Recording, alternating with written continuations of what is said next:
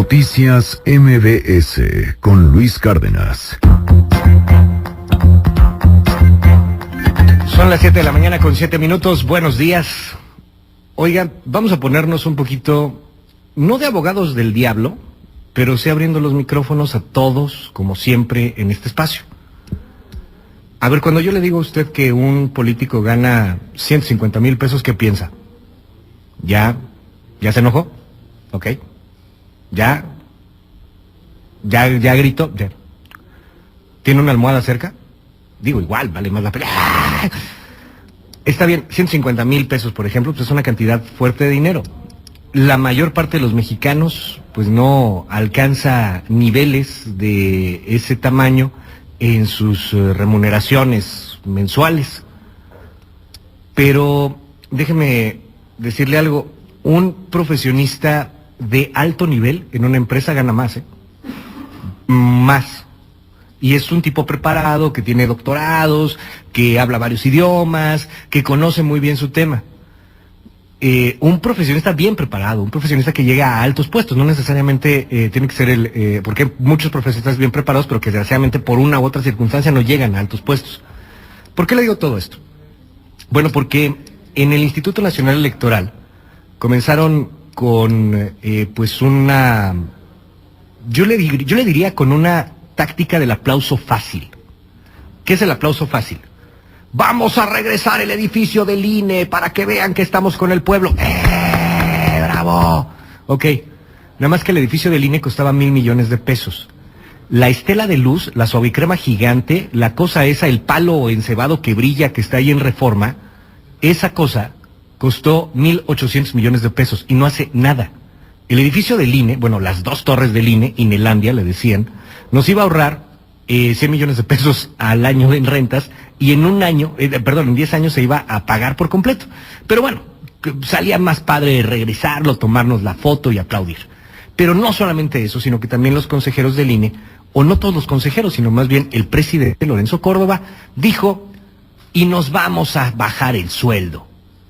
Y algunos consejeros, creo yo que en su derecho, dijeron, o sea, ¿por qué? ¿Por qué nos vamos a bajar el sueldo? O sea, ¿por qué todos? Una cosa es lo que uno gana, otra cosa es lo que uno se roba. Y yo al menos no tengo pruebas para decir que Benito Nasif se roba lo que sea. Otra cosa también son las partidas que son estúpidas. Por ejemplo, hoy en Reforma, en la primera, pues vienen algunas que tienen que ver con burócratas y que tienen que ver con lo que se gastan algunos burócratas, por ejemplo, en algunos estímulos, como puede ser el 10 de mayo, aunque no tengan mamá o no tengan tampoco hijos, pero se los dan. Y dice hoy Reforma, por ejemplo, derrocha gobierno millones en fiestas.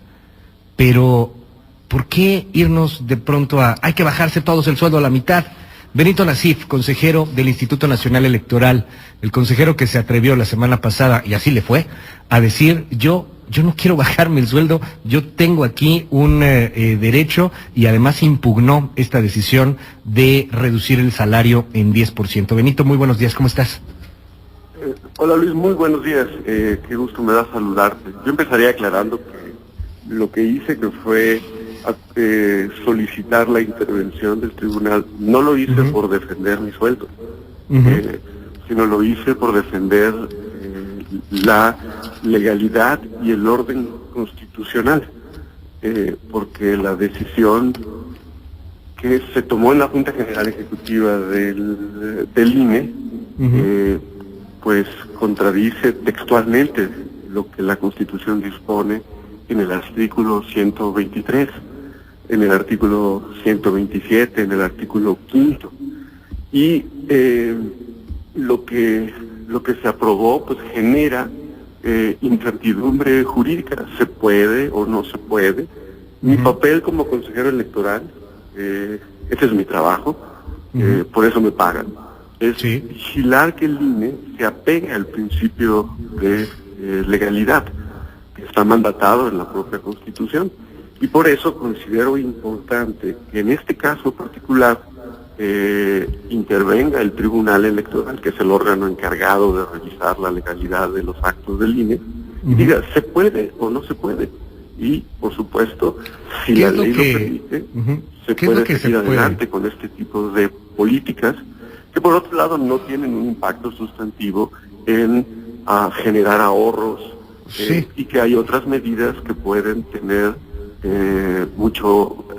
consecuencias mayor mucho más éxito. positivas Claro. para Oye, generar a ahorros. ver, perdón, Benito, la interrupción. Ahorita hablamos de estas otras medidas y solamente dar el dato porque así estaba en esta impugnación, en este documento que presentas ante el Tribunal Electoral también, es el 0.1%, ¿no? Lo que se estarían ahorrando con este 10% de reducción de salario. O sea, es nada. El 0.1% de un presupuesto que son aproximadamente, Luis, 11,000 millones de pesos. Cero, no es nada. El consejero presidente del INE ha anunciado un segundo paquete de medidas de austeridad y yo creo que eso es muy positivo. La semana pasada fue a la tesorería de la Federación con los 1,070 millones de pesos del edificio y entregó el cheque, lo devolvió para que esos recursos se aplicaran a un destino que pudiera ser de mayor utilidad para los mexicanos. Y que seamos francos, Benito, no sabemos en qué se va a aplicar y que también el Anunciaron hecho que de se utilizaría para reforzar consulados, lo cual me parece que en este momento es una cosa en la que debemos invertir, dado lo que está pasando, la amenaza que se cierne sobre nuestros connacionales en Estados Unidos. Pero me parece que eso que hizo el consejero presidente es algo que se debe volver una costumbre, que debemos generar ahorros y reintegrarlos a la tesorería de la Federación. Sin embargo, también hay que tomar en cuenta que este ahorro, que supuestamente es un ahorro, pues al final ni es tan ahorro, o sea, se van a gastar 100 millones en renta mensual, anual, y bueno, era una buena inversión, pero se escuchaba más bonito. Luis, la justificación financiera de invertir esos 1,000 millones de pesos en la construcción del edificio es que nos íbamos a ahorrar rentas que actualmente pagamos para donde se albergan nuestras instalaciones. Pero ciertamente hay que reconocer que el momento cambió y que ahora estamos ante una situación económica diferente, que la gente reclama austeridad y eso puede esperar. Es lo mismo que pasa con las familias cuando atraviesan una situación económica difícil. Yo creo que la familia del sector público en general se encuentra en ese momento y es un momento de identificar prioridades, identificar aquellas cosas que son prescindibles, que pueden esperar, y lo que es prescindible y puede esperar, pues lo suspendes por ahora. Oye, Benito, a ver, dime algo. El tema concretamente de la impugnación, del tema constitucional, ¿qué es lo que estás peleando? ¿Qué es lo que estás preguntándole? No pongamos el término pelear. ¿Qué es lo que le estás preguntando al tribunal?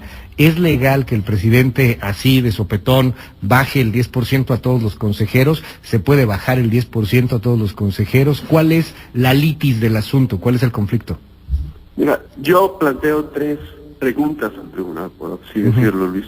La primera pregunta es, dado lo que dice el artículo 123, que prohíbe la disminución de salarios durante la vigencia del presupuesto, dado lo que dice el artículo 127, que prohíbe a los servidores públicos renunciar a sus remuneraciones, dado lo que dice el artículo 5, que señala que nadie puede ser privado del fruto de su trabajo, salvo por resolución judicial.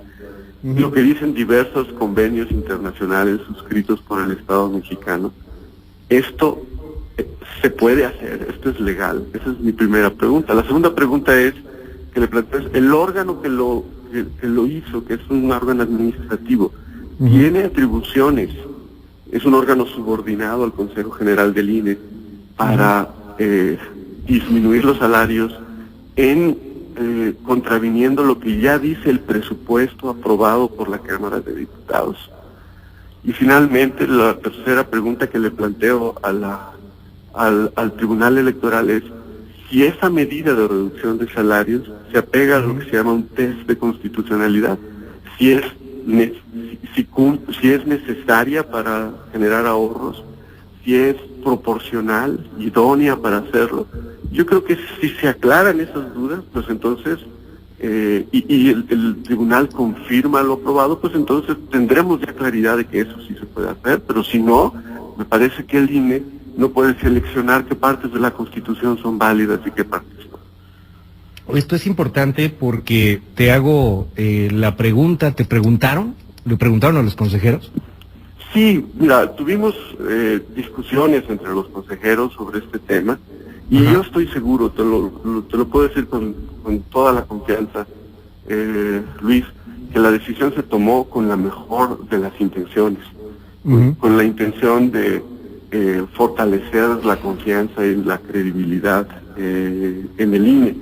Pero yo pienso que la confianza en órganos autónomos como el INE, como la Comisión Nacional de Derechos Humanos, como la Suprema Corte de Justicia, la confianza depende de que apliques la ley, no pase lo que pase, ¿sí? Y que a veces eso no va a gustar, pero es lo que dice la ley. A ver, entendería aquí que la medida, a ver, las preguntas son básicas y creo que son pues de cualquier persona que haya estudiado derecho constitucional básico, pues es claro que hay violaciones, Benito. O sea, las preguntas que has planteado, obviamente, tenemos que esperar a ver qué es lo que dice el tribunal, pero evidentemente hay violaciones. O sea, no se puede privar a alguien del fruto de su trabajo, un órgano menor no puede hacer esto frente al Consejo Nacional, frente al Consejo del Instituto. En fin, hay elementos que son pues evidentemente inconstitucionales, que evidentemente están violando la ley.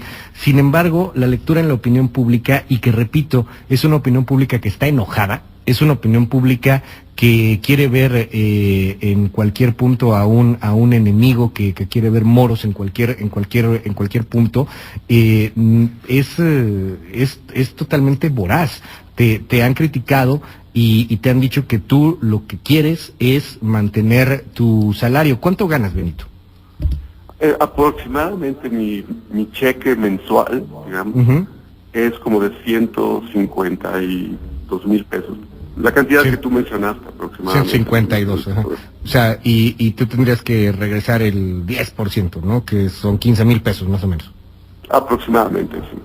Ahora, ¿cómo responderle a la gente en este tema? Que además, a ver, esto es también lo que puede llegar a ganar un profesionista bien pagado en muchas empresas en alto nivel, que sería el símil de lo que es un consejero del Instituto Nacional Electoral, o muchísimo más, inclusive abogados, representantes de firmas, no sé, me imagino un Pricewaterhouse, cosas por el estilo, ganan mucho más que esta cantidad de manera mensual, que son, digamos, los top, los altos abogados o los altos ejecutivos, pues ganan mucho más que estas cantidades.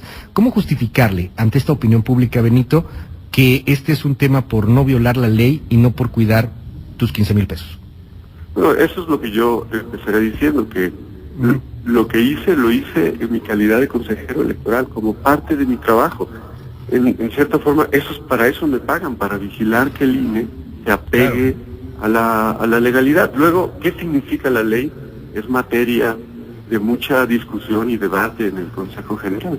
Claro. Pero los consejeros, cuando tenemos opiniones diferentes a lo que la mayoría decide, entonces buscamos llevar esas opiniones al Tribunal Electoral y que el Tribunal Electoral decida si lo que se aprobó es acorde a la Constitución y la ley. Esa es la razón por la que lo hice. Mi salario, como el de todos los consejeros y altos funcionarios del sector público, los determina la Cámara de Diputados, no lo determino yo. Tú. ¿Sí? Y tiene que haber un procedimiento apegado a la ley para modificarlos.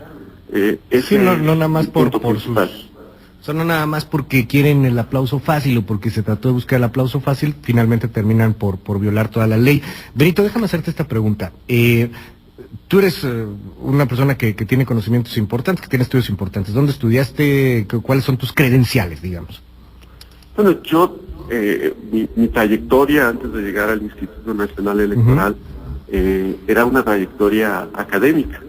Sí. Soy un profesionista dedicado al estudio de la política, de la ciencia política, y estudié una licenciatura en esa materia y un doctorado también en esa materia. Hice pues mi carrera como investigador en temas relacionados con la administración pública, ciencia política, y principalmente esas son mis credenciales, esa es mi formación y esa es mi trayectoria.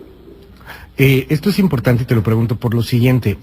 Hay personas que están en las redes sociales y que los estoy viendo en estos momentos, por ejemplo en el WhatsApp, que dicen que todo el mundo debería de ganar la mitad del salario, y yo entiendo el coraje que estamos viviendo, pero hay gente que dice inclusive que lo más alto que debería de ganar un consejero electoral deberían de ser entre 50,000 a 80,000 pesos, más o menos es lo que nos están poniendo ahorita en las redes sociales. Otras personas están diciendo que no, que todo el mundo gane 25,000 pesos, etcétera, etcétera. Este tema es muy importante porque estamos hablando de dinero y lo quiero hablar así francamente contigo. Una persona que tiene en su currículum ser investigador, y tú conoces a muchas personas que no necesariamente son consejeros electorales, pues creo que no ameritan un salario de 25,000 ni de 50,000 pesos, por más políticamente incorrecto que esto se escuche. Pues yo creo que lo importante es al momento de determinar los salarios de los servidores públicos, pues primero que se tomen en cuenta. Ay, se me cortó la comunicación, a ver si la retomamos rápidamente. Ahí en nuestro Twitter, a ver, me están llegando aquí varios mensajes, ahorita los compartimos con todo nuestro auditorio. Ya está, Benito Nasif, perdón, retomo la comunicación contigo, Benito, se cortó. Sí, te decía que al momento de determinar salarios, pues se tienen que considerar muchísimas cosas. No,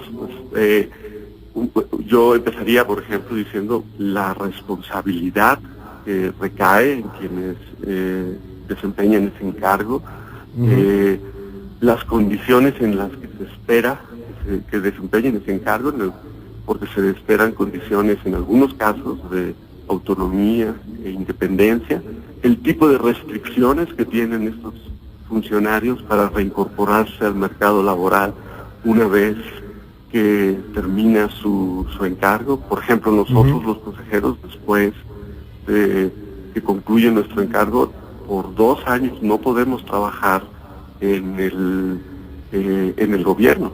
Ese es un candado que protege la autonomía y la independencia de los consejeros.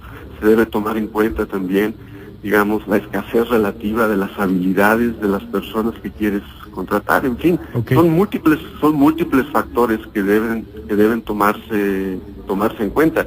Y finalmente yo creo que la regla principal debe ser, Luis, no deben ser ellos mismos quienes definan sus salarios, sino alguien más que los evalúa. En este caso es la Cámara de Diputados. Benito, a ver, te hago aquí algo de lo que me están diciendo aquí en el WhatsApp. Nos llegan una cantidad enorme de mensajes, pero preguntan ¿cuánto ganabas antes, por ejemplo? ¿Cuánto gana antes un consejero? ¿Cuánto ganaste tú antes? Bueno, yo hace aproximadamente 9 años que ingresé al Instituto Nacional Electoral, antes INE, y tenía una carrera como académica, y mis salarios sí superaban los 100,000 pesos, pero mis ingresos, por así decirlo, superaban los 100,000 pesos, porque además de ser en la academia, más. Además de hacer tu trabajo como académico, no eres empleado exclusivo, tienes otras percepciones que puedes hacer al dar conferencias, al escribir artículos. Como consejero electoral, todo eso no lo puedes hacer. No puedes cobrar nada por fuera. Es o sea, inclusive lo que te paga, eso dice la Constitución. O sea, inclusive podías ganar más antes. Bueno, digamos que en la trayectoria en que iba digamos, mi carrera avanzando, tenía un nivel de ingresos que ya superaba ese monto, que en términos reales no está muy lejano a lo que es hoy en día mi salario. Pues estamos ahí atentos a varios temas. Preguntan que si habría consejeros que lo harían gratis y que si había gente que haría gratis esta chamba. Hace unos días, de hecho, platicaba. Probablemente sí. Hace unos días platicaba con Arne Ausdenruten y bueno, saliste en la conversación y Arne Ausdenruten decía, es que queremos saber qué hacen los consejeros, no hacen absolutamente nada. ¿Qué haces, Benito? ¿Despiertas? ¿Ves la tele? ¿Te la pasas jugando Xbox? ¿Qué haces? Bueno, mira, formo parte del órgano de dirección de una institución que tiene aproximadamente 15 a 16 mil empleados. Ajá.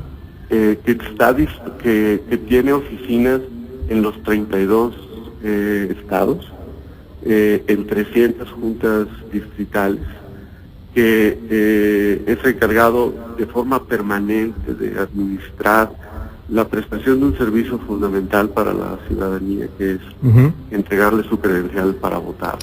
Claro. Que no solo sirve para votar, sino es el principal documento de identificación. Somos la autoridad que tiene la función de organizar las elecciones y de coadyuvar con las autoridades electorales locales, coordinarlas, regularlas, para que también se organicen las elecciones en los estados.